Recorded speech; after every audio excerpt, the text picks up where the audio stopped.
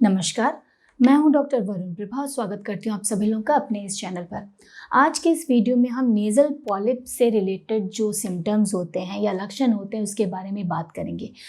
Nasal polyp जो होता है ये एक सॉफ्ट पेनलेस बिनाइन ग्रोथ होता है, यानी कि नॉन कैंसरस ग्रोथ होता है जो कि हमारी नाक की लाइनिंग पे या फिर साइनस की लाइनिंग पे प्रेजेंट होता है। और इसके कई सारे कारण होते हैं, लाइक रिपीटेड इन्फेक्शन हो सकता है, इरिटेशन हो सकता है कई सारी चीज़ों से, उसके अलावा कई सारी एलर्जीज हो सकती हैं जिसकी वजह से ये ग्रोथ हो सकता है।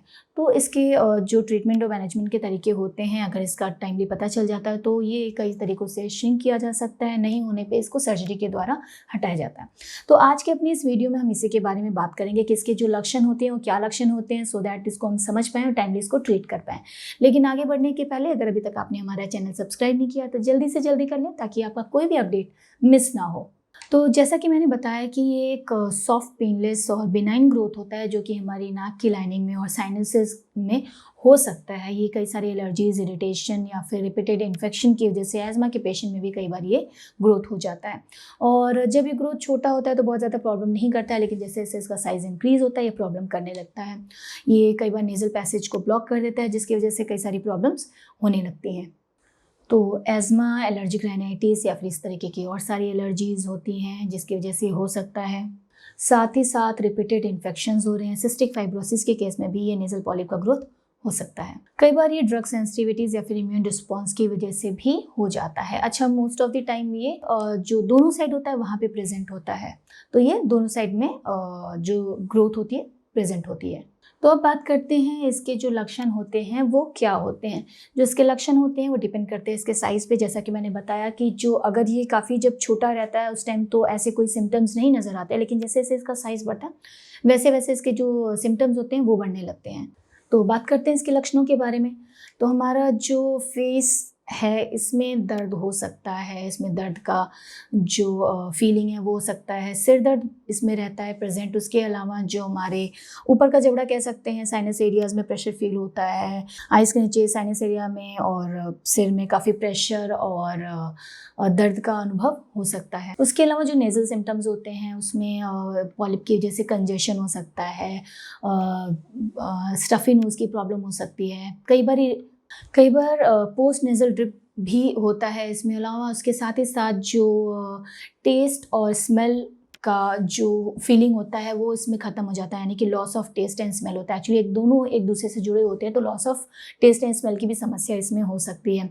कई बार नाक बहने की भी समस्या होती है इसमें। उसके अलावा माउथ ब्रीदिंग इसमें हो जाती है, साइनसाइटिस हो सकता है।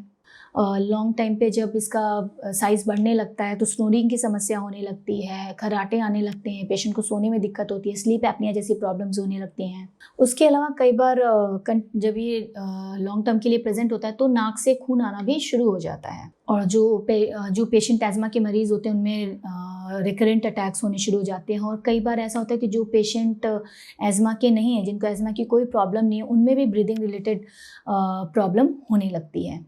और जैसा कि मैंने बताया साइनसाइटिस की प्रॉब्लम होने लगती है, रिपीटेड साइनस इन्फेक्शंस होने लगते हैं। तो ये जो सारे लक्षण हैं, अगर हमें ऐसी कोई समस्या महसूस होती है तो हमें अपने डॉक्टर से कंसल्ट करना चाहिए। ये नेज़ल पॉलिप की वजह से हो सकती है, और जिसका कि जो ट्रीटमेंट और मैनेजमेंट है वो टाइमली अगर हो जाता है तो ज़्यादा प्रॉब्लम आगे नहीं होती है। इसमें लिए क्या करते हैं कि कुछ मेडिकेशंस होते हैं जिसके इस्तेमाल से इसको श्रिंक किया जा सकता है। अगर साइज़ छोटा होता है तो कई बार इसको श्रिंक किया जा सकता होता है, लेकिन अगर जब साइज़ बढ़ जाता है, पैसेज को ब्लॉक करने लगता है, फर्दर बहुत सारी प्रॉब्लम्स इसकी वजह से होने लगती हैं, उस कंडीशन में इसको सर्जिकली रिमूव भी किया जाता है। तो जब आप अपने डॉक्टर से इसके लिए मिलते हैं, इसके लिए आप बात करते हैं, तो जो भी आपकी हिस्ट्री है कि कितने टाइम से ये प्रॉब्लम है, कि जब भी अपने डॉक्टर से मिलते हैं तो इससे रिलेटेड जो बाकी डिटेल्स होती हैं वो ज़रूर आपको शेयर करनी चाहिए कि प्रॉब्लम कितने टाइम से प्रेजेंट है, आप या फिर आपको किस तरीके की एलर्जीज़ हैं, किस तरीके के इन्फेक्शंस होते हैं, रिपीटेड होते हैं, कैसे होते हैं, उनकी फ्रीक्वेंसी क्या होती है, रेस्पिरेटरी इन्फेक्शंस की जो फ्रीक्वेंसी है वो कैसी होती है, कोई स्पेसिफिक ड्रग सेंसिटिविटी है, इस तरह की कोई भी समस्या है तो अपने डॉक्टर से ज़रूर शेयर करना चाहिए, उसको अच्छे से डिस्कस करना चाहिए ताकि डॉक्टर को समझने में आसानी हो। तो अगर इसका टाइमली पता चल जाता है, डायग्नोसिस हो जाती है, तो इसका ट्रीटमेंट और मैनेजमेंट हम ईजिली कर सकते हैं, जिसकी वजह से जो फर्दर कॉम्प्लिकेशंस होते हैं हमारी ब्रीदिंग रिलेटेड और बाकी जो प्रॉब्लम्स होती हैं वो सारी नहीं होती हैं, और जो पेशेंट होता है एक हेल्दी लाइफस्टाइल स्पेंड कर सकता है। आज के अपने इस वीडियो में हमने डिस्कस किया नेज़ल पॉलिप से रिलेटेड जो भी सिम्टम्स होते हैं या फिर लक्षण होते हैं। उम्मीद करती हूँ कि इससे आपको काफ़ी मदद मिलेगी। उसके अलावा भी अगर आप कुछ और सुझाव देना चाहते हैं या फिर कुछ और जानना चाहते हैं तो हमारे कमेंट बॉक्स में जाके हमें ज़रूर बताएं। मिलते हैं अपने अगले वीडियो में, तब तक स्वस्थ रहिए, सुरक्षित रहिए, खुश रहिए। धन्यवाद।